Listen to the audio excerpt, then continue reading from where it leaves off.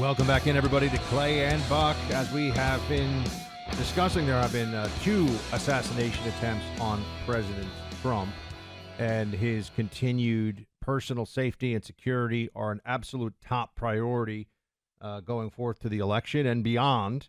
And looking at that is the Senate Homeland Security and Governmental Affairs Committee.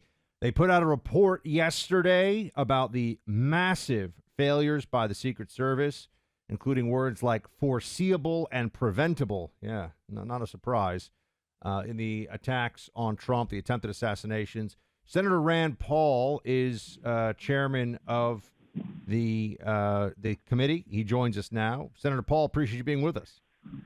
Well, thanks for the promotion, but I don't get to be chairman unless the Republicans take over in November. But sorry, you're ranking member. I was looking for that when I was bringing it. All right, ranking member of the committee, close enough. He was there. He knows what's going on. Senator Paul, tell us what the report found and what we need to know.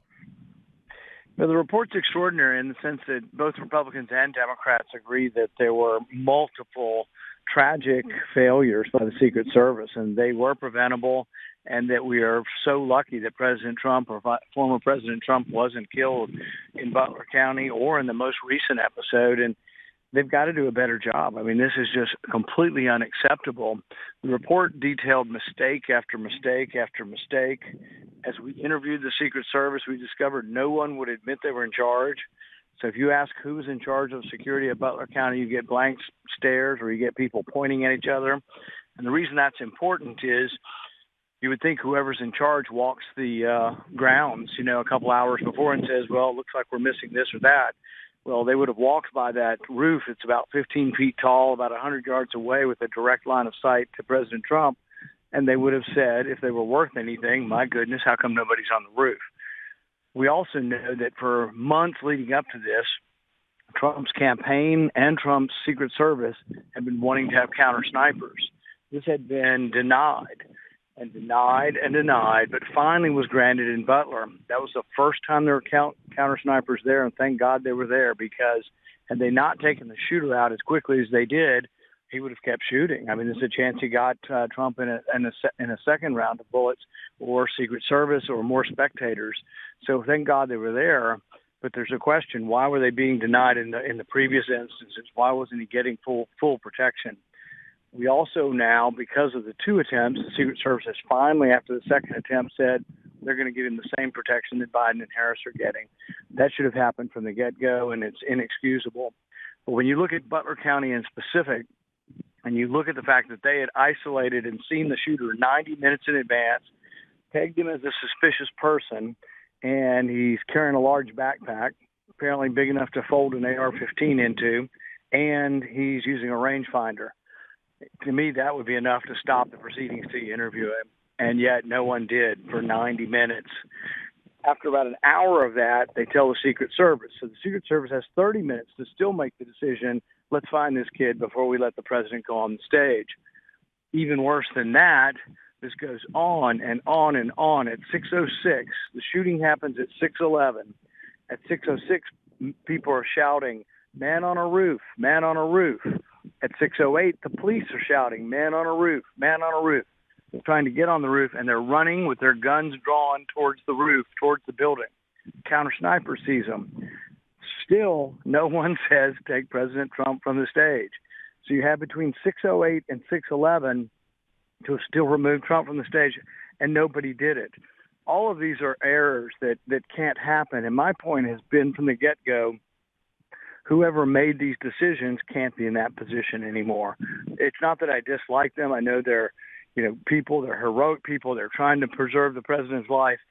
But if you make those kind of errors, those kind of executive decision errors, you can't be in that position. That's just the bottom line. And yet nobody really has been held responsible so far.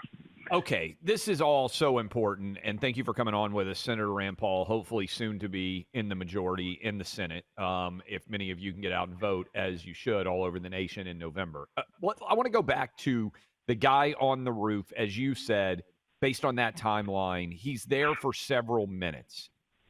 If they have optics on him, Have you been able to talk to the snipers that ended up eradicating that threat that killed him after he had fired all of those shots that nearly killed the president and unfortunately did kill that Trump supporter, Corey Kempatore, who happened to be there, the firefighter?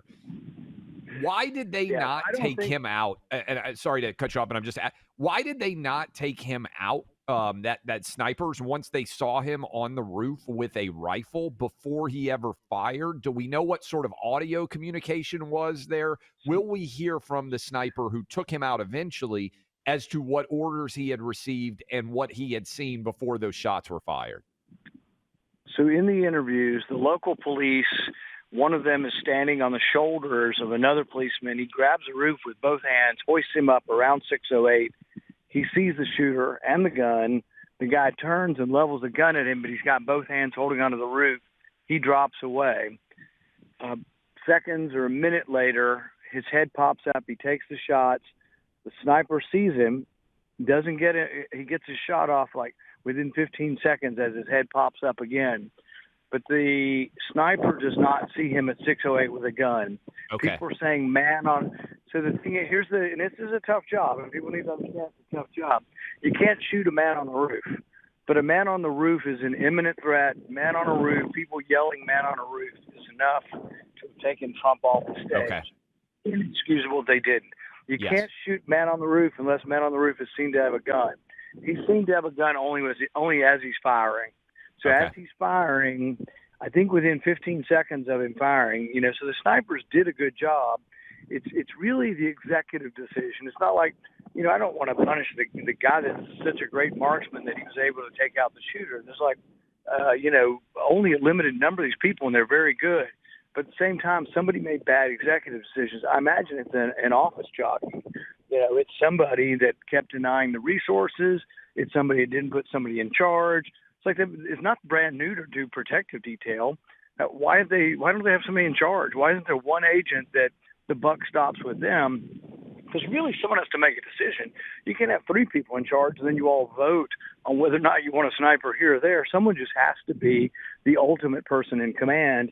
And at Butler, it didn't seem like there was. And then we have this next shooting where the guy's sitting for 12 hours on the perimeter and no one's walked the perimeter. And then it turns out when they look at his cell phone data, he's been doing it for 30 days, on and off for 30 days, along the perimeter of the Trump golf course with an automatic weapon, a semi-automatic weapon, and nobody's doing their job.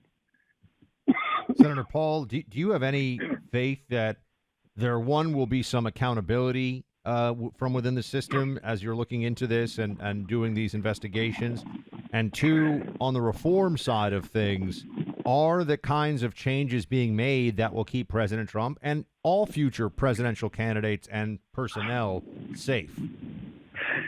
After the second shooting, the good news is they have now granted Trump the same detail, the same protective services that Harris and Biden get. That should have happened a long time ago, but after two attempts that almost killed him, they finally have done that. But in addition to that, these two shooters, most everybody believes that they were independent, relatively unsophisticated. He also has threats that are in the public now from a foreign country, from Iran. These could be more sophisticated in detail and in technology. So he needs not only Secret Service, he needs everything that we have within our arsenal to protect him. And there are many things, some classified, some not classified, but he needs all of that. And so my job over the next days to weeks is to make sure he gets every bit of protection and that they don't let this happen. And I am concerned about this, very concerned. It's hard to protect anyone. He's out there a lot. He's in the public more. He's not hiding. He's out there giving speeches. And we've got to do everything we can to protect him. And ultimately, there has to be some responsibility. When I first met the, acting director, Rowe, I was impressed that he said in public forum that he was ashamed at what had happened in Butler and it shouldn't have happened. But saying that is one thing. It's another to say, someone's going to be either demoted or fired or someone's not going to be in charge of security anymore. I haven't heard that from him. And the other thing that's now disappointing me is we asked him 6 weeks ago to give us the information about what security had the Trump detail requested that was denied over a 6-month period, and we haven't gotten that. And I would say both Republicans and Democrats on this committee are about ready to subpoena these documents if he doesn't give them to us. Senator Paul, after the Butler, PA shooting, I said that there was only two things that could be explained how this happened. One was gross, potentially criminal negligence. The other was an intentional failure designed to make President Trump vulnerable. After what we just saw happen at the golf course, it actually makes me feel as if it were intentional. Now, you say that they've got way more security, the same as Kamala Biden would have. This is one of the top questions we get. Based on everything that you have seen, do you think this is gross, potentially criminal negligence, or do you think there was some intent to potentially leave Trump vulnerable to an assassination attempt like this, or what happened at the golf course? How would you address that question? Because it's one that we get all the time. You've seen a lot more info than we have. I don't have any evidence to believe that anybody in government would have purposely wanted Trump to die. And that's a big statement to make, to allege that. Now, there are questions whether or not their personal hatred, people's personal hatred of Trump, because there are people